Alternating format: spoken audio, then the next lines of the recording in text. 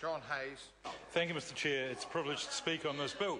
Can I discuss in this House the issue of fairness and opportunity raised by the last speaker? Here are some small facts. When we're considering the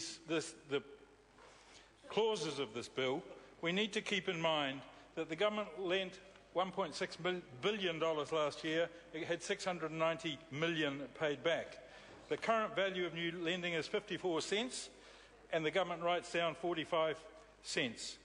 As of June last year, overseas borrowers of these student loans, which I absolutely support, represented 15% of all of those students in New Zealand that took out student loans.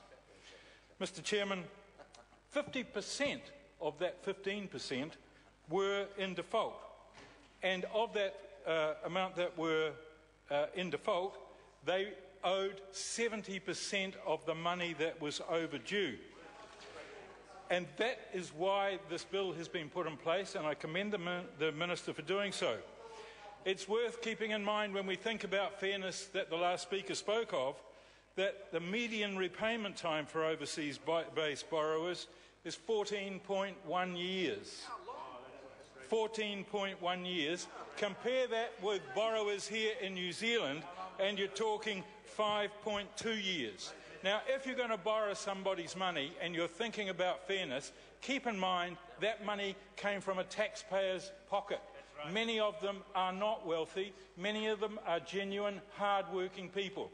If you're going to borrow somebody's money, you've got two choices. One is you pay the money back, or the other is you default. It is not acceptable to think that you can hide overseas. It is not acceptable that I should think if I took the money that I should be able to go overseas and completely disappear and have no obligation to pay it back. Not that I would do that, and I'm sure Chris Ockenbold wouldn't do that, although he does try to hide on the West Coast. Mr. Chair, I think that it's really important to think about this issue of fairness. If you are going to take money, it doesn't grow on trees. It comes out of other people's pockets, and it needs to be repaid. We're giving, as a community, a good opportunity to young people to educate themselves, and